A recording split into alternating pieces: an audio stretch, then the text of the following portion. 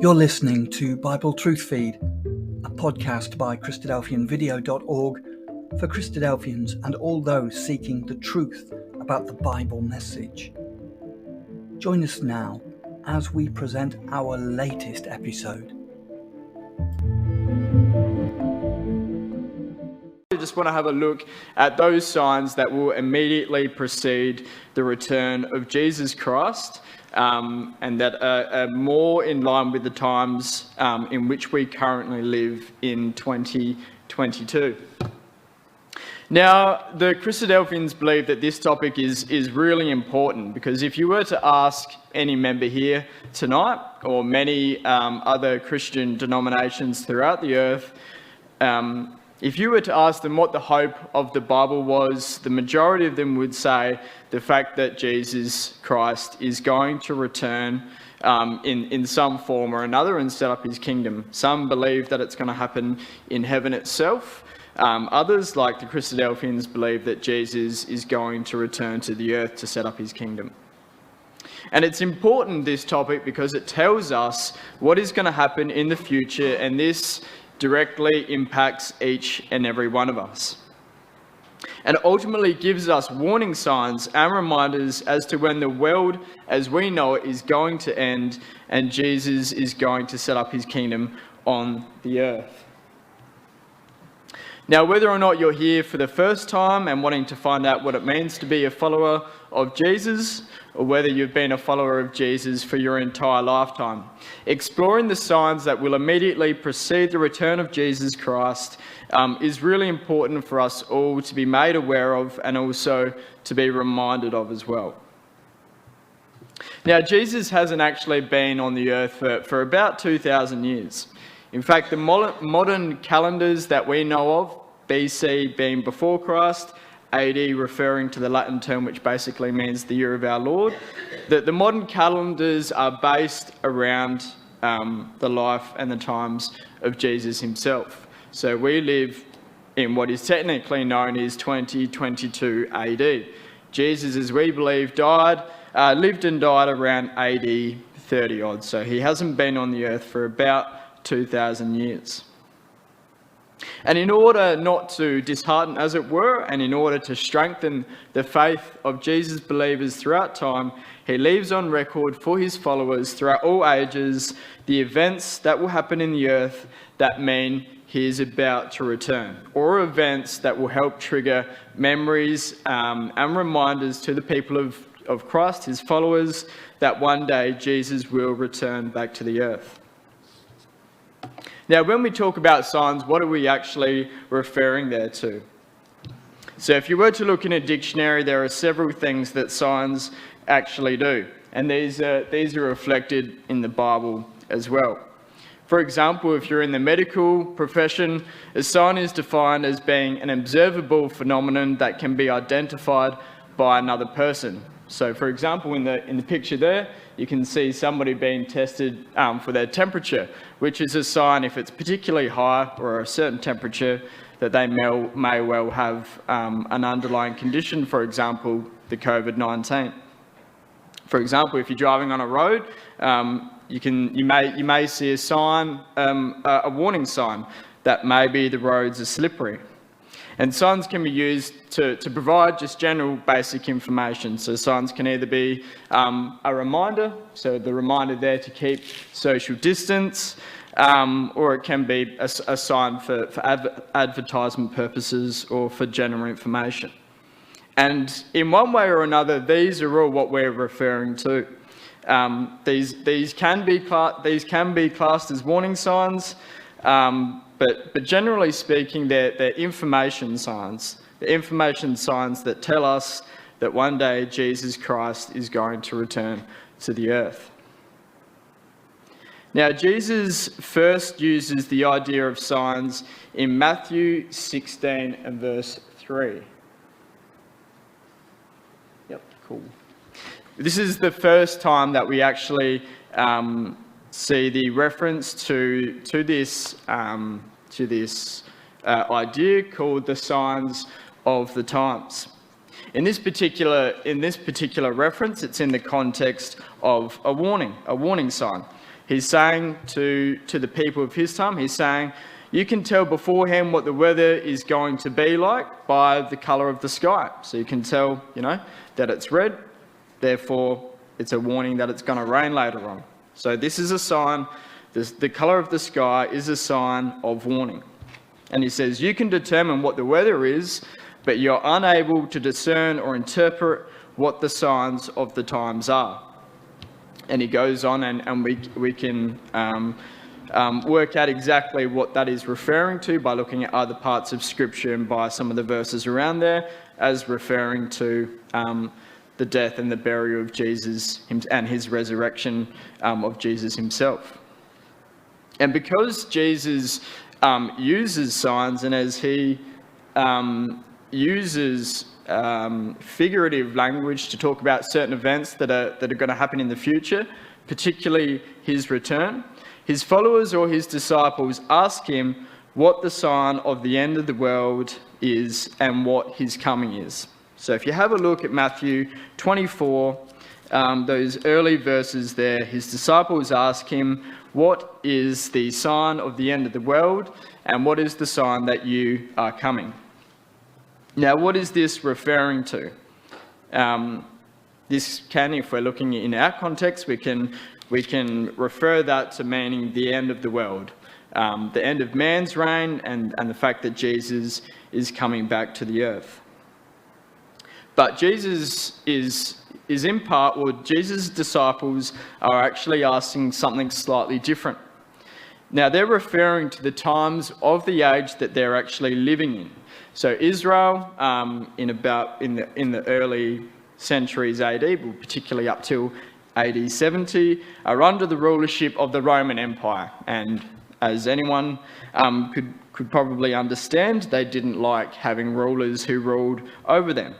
And so they're asking, when are the Romans going to basically be kicked out of Israel altogether, and we're going to be able to rule again by ourselves?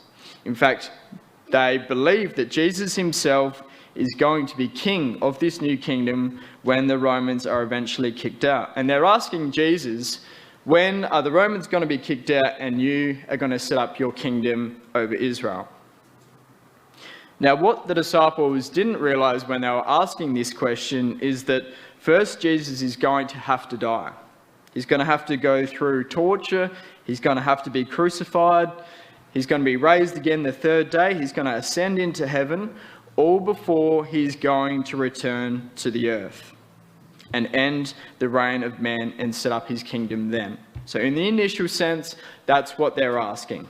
But as we know, and as we can refer it to our times, the return of Jesus is still coming, even 2,000 years. So the signs that we're going to look at tonight are those that immediately will precede the return of Jesus Christ before he comes back to the earth again.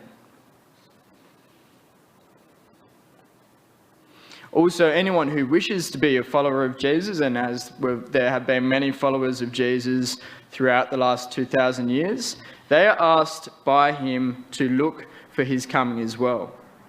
Jesus says in many different passages that those who patiently wait for his return will be rewarded with immortality when he finally returns.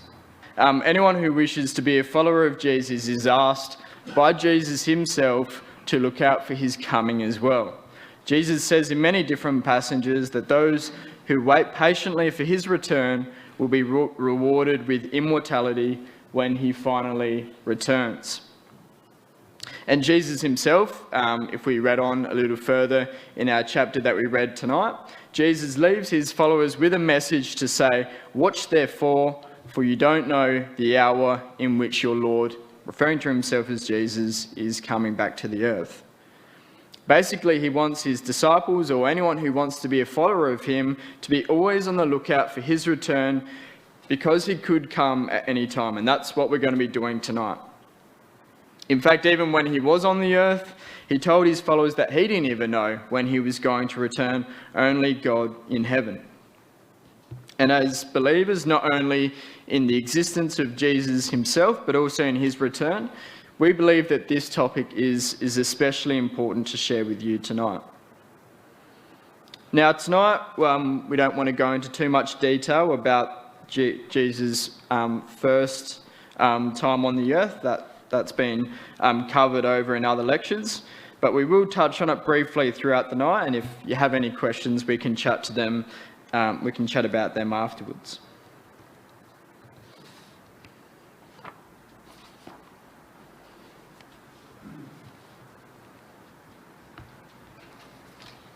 And as we can see there at the bottom of the screen, the New Testament is full of references to Jesus returning to the earth. Okay, so before we have a look at these signs, there's just a few key points that I want us to understand before we go too much further. Now, as we said before, Jesus has been in heaven for approximately 2,000 years. And during those 2,000 years, there have been many followers of Jesus throughout times who would have read the chapters that we're reading tonight. And they would have understood that there were signs to look out for when Jesus was going to return to the earth. So as you can imagine, over time, there have been different signs for different generations. And we're going to discover that the signs that we read in Matthew 24 don't necessarily refer to specific events in mind. Some do, but largely they're in more of a general sense. And throughout time, these signs, therefore, would have been interpreted slightly differently. The signs of the followers of Jesus that were seen in the 12th century, for example, would have been different to the ones seen in the 16th century, and once again different from what we see in the world today. And Jesus is by implication saying that the purpose of the signs is to remind Jesus' followers that he is indeed coming back to the earth one day, as it says in Luke 21, verse 28. Secondly, the return of Jesus Christ back to the earth, as we saw a little early on, will also mean the end of man's reign upon the earth. So you may have heard of the end of the world. Basically, the world will end at the arrival of Jesus Christ upon the earth. So as we read these signs, they're sort of most interchangeable little definitions there. The signs of the end of the world basically mean the end of man's reign upon the earth, and they're basically synonymous terms that you can find throughout your Bible, and they basically refer to the same thing.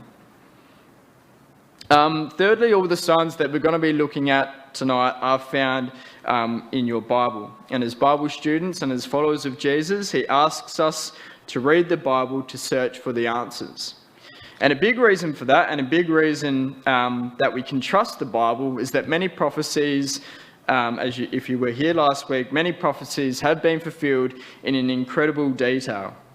Whereas if you may read the writings of Nostradamus or anyone else like that, they may have prophesied things, but very loosely, whereas the Bible is very clear and very definite, and many things that the Bible has prophesied have already taken place on the earth, and the rest are yet to take place. And in the fourth instance, it takes faith to believe, not only that Jesus himself once upon a time existed, but that he is going to return to the earth, and that he is going to reward his followers who have waited for him to return. Because many believers, as you can imagine, throughout the last 2,000 years, have died without him having returned in their lifetime. So there's a couple of key quotes that we'll look at tonight. The signs that we're going to be talking about are taken from these three specific key chapters. Now, as I said, there's over 300 references to the return of Jesus Christ back to the earth. But for time's sake, we're going to look at these three chapters specifically, and that they largely have the same message.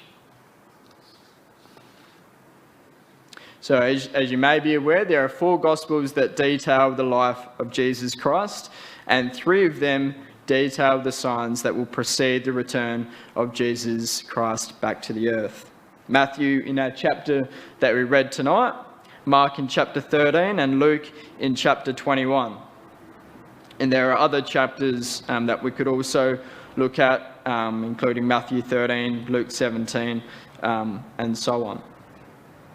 So if you were to look in Matthew chapter 24, and we'll read there in verse 6, it says, "And you will hear of wars and rumours of wars. See that you are not alarmed, for this must take place, but the end is not yet." So while it says wars and rumours of wars are signs, it doesn't necessarily mean that Jesus is going to come back directly after that. But what is interesting to note are a couple of key details on the screen that we have in front of us. For example, that the number of wars or the number of conflicts have increased since 1946. So even though deaths may have been on the decline, there's been an increase in conflicts and violence since the 1940s. As you can see there, if you can see the graph down there at the bottom of the screen, there has been increased military spending over the past 30 years, which clearly cause and effect. If you spend more, there's typically going to be more conflicts and more wars. Since the end of World War I, there have been 260 major wars being fought, and they've both been international and both local. And then our fourth point there has not been a war-free day since the UN was created at the end of World War II. Now, as we know, the United Nations was set up in order to basically end future world wars. And yet, since the day that it was set up, there hasn't been a single war-free day since. So that just gives us an idea, a setting in which the return of Jesus Christ could well happen.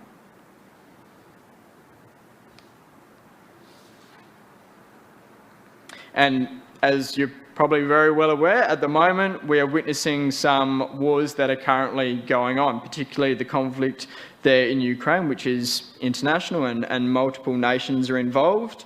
And also there's the war of the global coalition against ISIS and other terrorist organisations, particularly throughout the Middle East.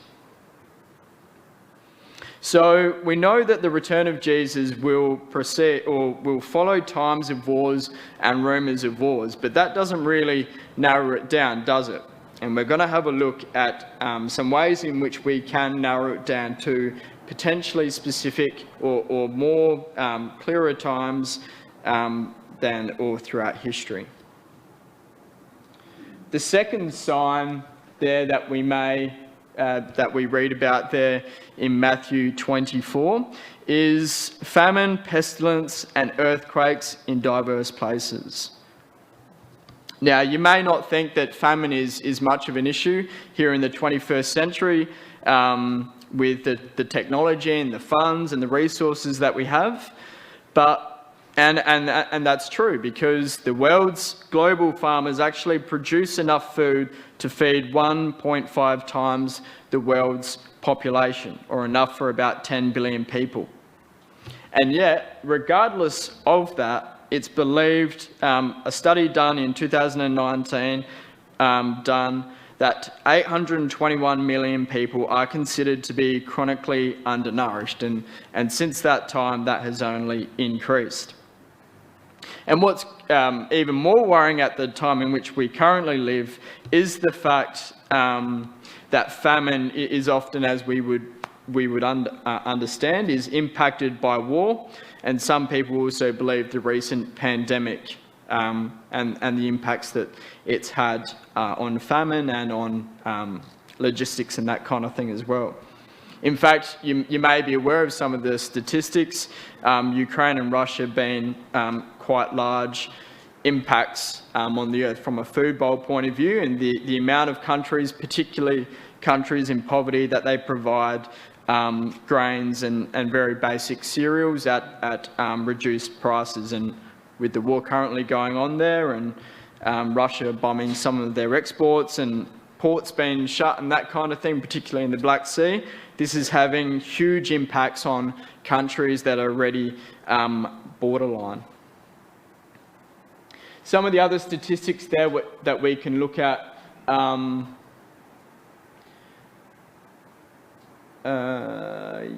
that's largely talking about famine there. But also we have pestilence mentioned there as well. And pestilence, bit of an old-fashioned term, but largely refers to pandemics and endemics that we are quite well aware of. And we're going to be talking about the idea of pestilence and earthquakes in diverse places later on. But the interesting thing is that Matthew 24 tells us this is just the beginning. When you see these things, this is just the beginning of the fact that, or to look out for, signs to look out for, that Jesus is soon going to return. In fact, if you look at verse 8 of Matthew 24, it says, "All these are but the beginning of birth pains." So the Bible describes the coming of the Lord Jesus Christ back to the earth as basically the process of having a baby. So these events are described as birth or labour pains. I'm not an expert, and I'm not sure how many people here would be happy to tell you what it's like, but I'm sure, if you know a midwife or something, they can go into more detail. But yeah, on a very basic level, if you're aware of labour pains, they become, as the child is ready to be born, these pains happen with increased frequency and tend to be sharper and more painful. Just raise your hand if you agree. No, that's right. So the Bible basically describes the things that are going to happen on the earth before the return of Jesus Christ as labour pains. In fact, John in John 16 verse 21 describes the joy of Jesus coming back to the earth as the joy of having a child following, as I can only imagine, excruciating pain.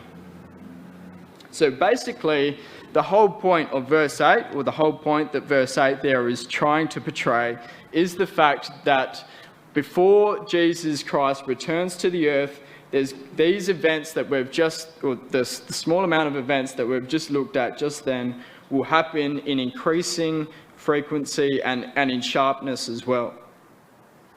So we've looked at a couple of the signs. Can we actually say that in the time we're living that this is actually happening, that the events that we've just looked at are happening with increased frequency and severity? Well, actually we can. If you look at, you can also scan your phone and have a look at the QR code. That will take you to the Encyclopedia Britannica, and that will basically give you an understanding that over time, over the centuries, there's been an absolute explosion in major wars over time, and particularly over the last few centuries, or particularly from 1900 to today. And that only goes to 2017, and there's been plenty of other conflicts since then. And if you have a look at the graph as well, that only goes on to show us up until 2020, from 1946, that we said earlier was the creation of the United Nations. Since then, there has only ever been an increase in wars up until today's date, or up until at least 2020.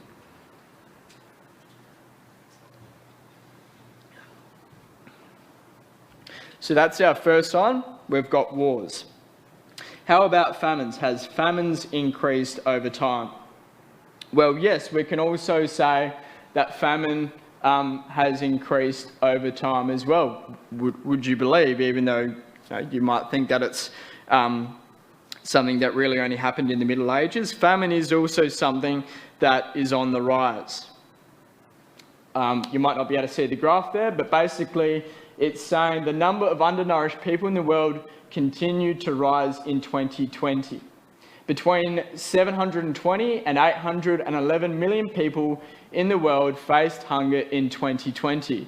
Considering the middle of the projection range, 768 million, 118 million more people were facing hunger in 2020 than in 2019, or as many as 161 million considered the upper bound of the range. And these are easily available on Google as well, if you'd like to see that in your own time as well. So we can clearly see, even over the last couple of years, that we're seeing an increase in famine or sort of disproportionate resources throughout the world. How about pestilence? Or like we said, pestilence refers to pandemics and endemics. And as you may be very well aware, or as we're all very well aware, COVID-19 is a pandemic. So pestilence could well be considered the events that we are going through today, particularly in relation to COVID-19. Studies have also shown that the probability and intensity of pandemics is also increasing over time. I'm not sure how well you can see the picture on the right-hand side, but it's basically listing all the major pandemics and endemics since about the 1st century AD, and probably the bottom 2/5 or so, about 40% of the bottom there is from the last 70 odd years. So once again, something that you might think is perhaps a little outdated is increasing over time, particularly throughout the last century and even the last 70 years. We've seen incredible and deadly occurrences of pestilence. For example, just a quick reflection on COVID itself. There have been 604 global cases. There have been 6.49 million deaths. In fact, 3 of the top 5 deadliest endemics or pandemics have been in the last 100 years. And also because of globalisation, we've seen many of these pandemics and endemics over the last 70 odd years being global as well. So it's impacted hundreds of millions of people across the world. Now, what about earthquakes? Can we determine that earthquakes have increased over time as well? Well, earthquakes are quite interesting, and if you've got spare time, look into the science behind earthquakes. It's quite fascinating. We can't necessarily predict when earthquakes are going to happen, but when we do predict earthquakes, they tend to exceed the predictions. There tends to be more earthquakes than we actually can predict. As it says there on the screen, data compiled by the US government's National Oceanic and Atmospheric Administration shows the number of earthquakes per year have seen significant variation, but overall trends show that they're happening at increased frequency. The Bible refers a lot to earthquakes, particularly throughout the New Testament, and they can also refer to other natural disasters happening across the world. And as you can see there from the graph, just the trend lines going up, which show the amount of global natural disasters happening over time. And that's only up until 2008 as well, and they're continuing to be on the rise as well. But if you come back to Matthew 24, that's not all. They're what we call birth pangs. There are other events that will precede the return of Jesus Christ that are also going to be happening on the earth before he returns. Okay, so if you look there in verse 29, it says, "There will be signs in the sun and the moon and the stars, and upon the earth distress of nations."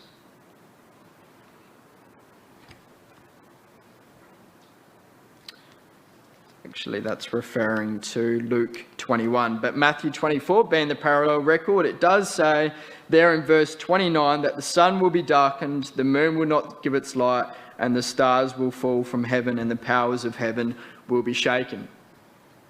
Now, that may well refer to naturally occurring events that will happen in the earth about the time Jesus returns. For example, when Jesus died, thick darkness covered the earth, and that created quite an atmosphere at the time of Jesus' death, and it may well happen again when he returns back to the earth. but we believe this is also using prophetical language, and the prophetical language in these verses, in Luke 21 particularly, but also referenced here in Matthew 24, refer to the powers that be, and we can work that out using other prophecies and other parts of Scripture. We believe that the sun there refers to political leadership, the moon, religious, stars referring to captains of industry and influencers and that kind of thing as well. So there's going to be a massive shake-up in the governments and in the leaderships of earth coming into the time that Jesus will return. But that's not all. Luke 21 goes on to say that there's going to be distress and perplexity on the earth. Now, once again, on the earth refers symbolically to the people who are under the sun, moon, and stars. In prophetical terms, they're basically the common person. So there's going to be distress and perplexity on the earth around the time that Jesus is coming back to the earth.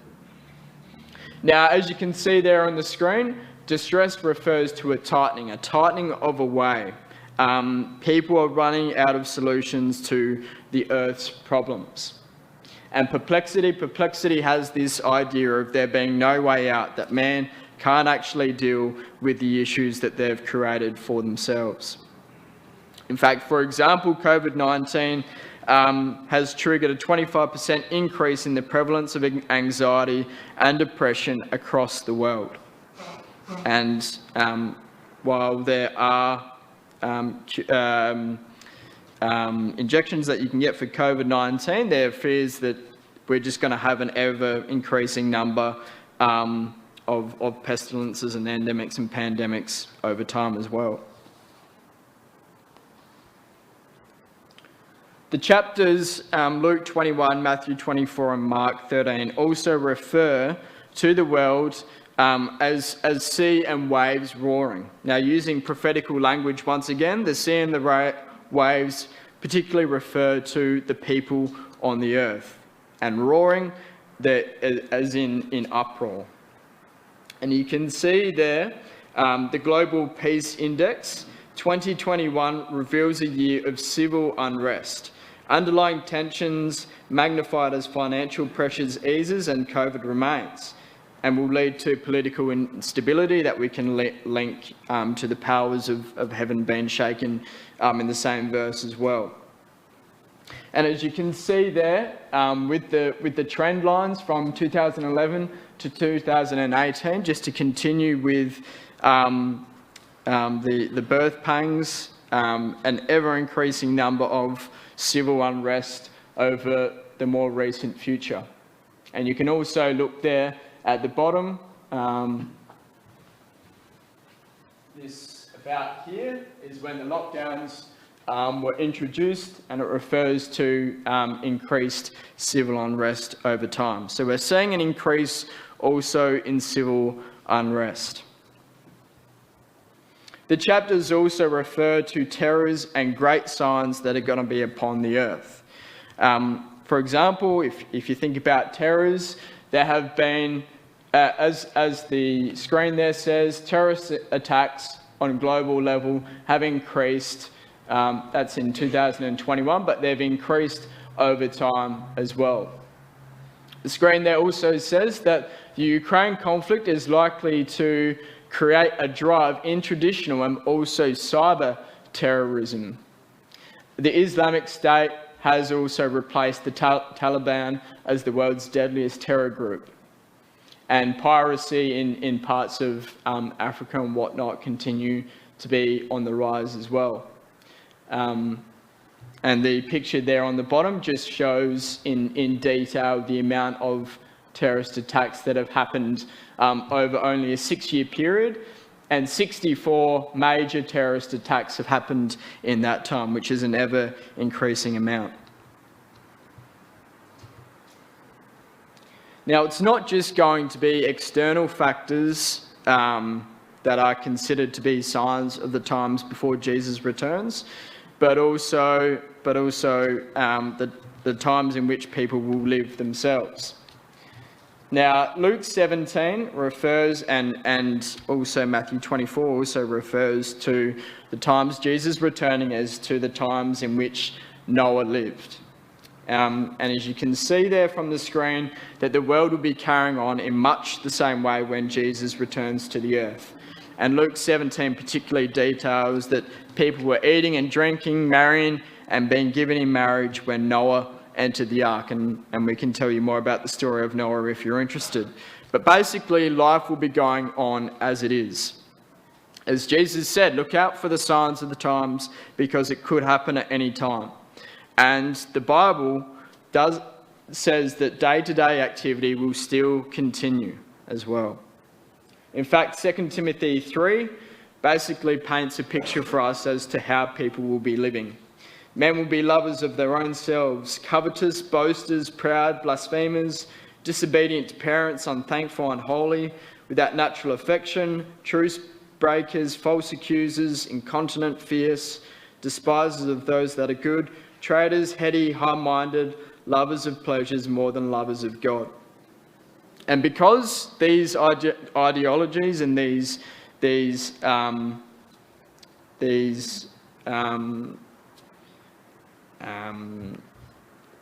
characteristics are going to be in man in the last days, it's increasingly difficult for the issues that the world faces to actually be fixed.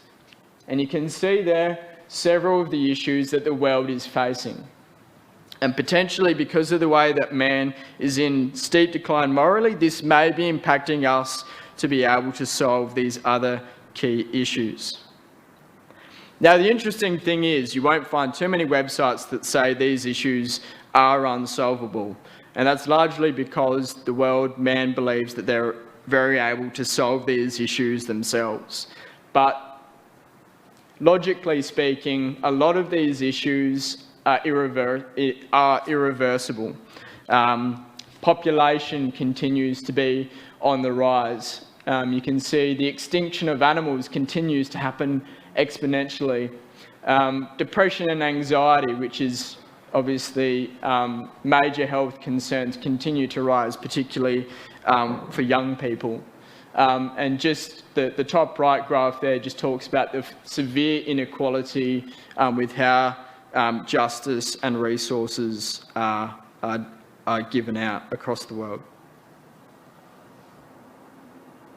And if you were to look at the United Nations, their homepage, they will say that they're trying to address all these issues, and yet it seems increasingly likely that they're going to be unable to do anything about it. So just have a brief listen at all the issues that the UN is focusing on trying to resolve.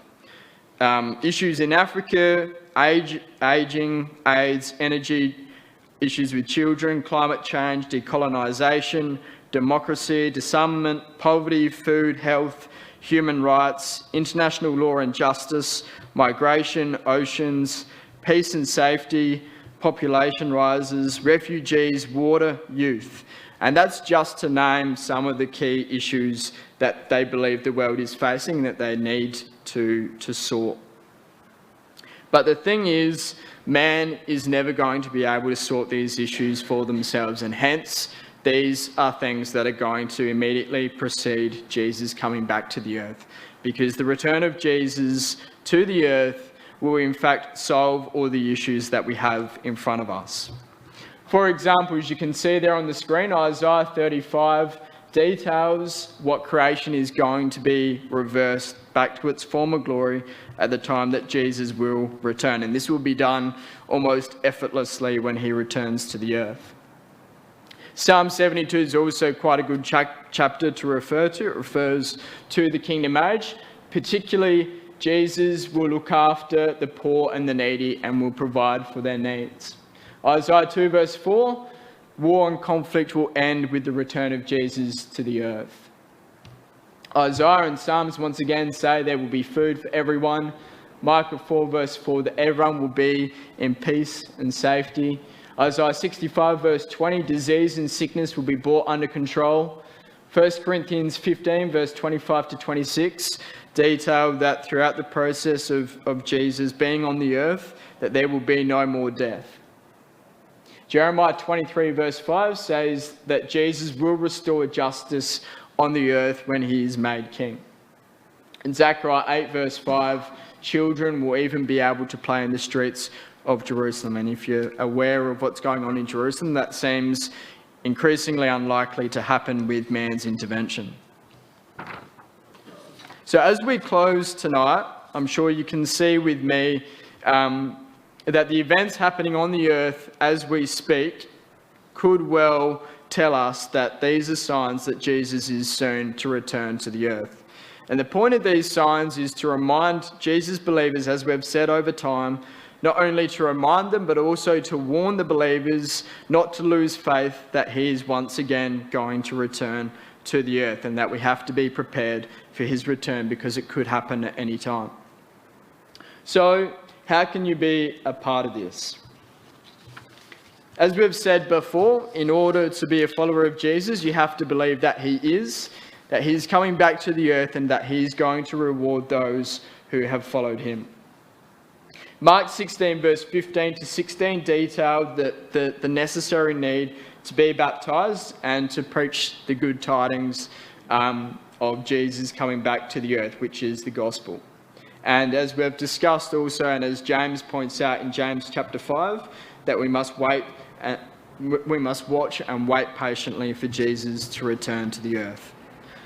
So I hope that you've found that informative. It's been a bit of a whirlwind tour, and if you'd like to look at anything that we've looked at tonight in more detail, more than welcome to chat to me or anyone here tonight, and we can certainly talk to you more about the hope of the Bible. Thank you.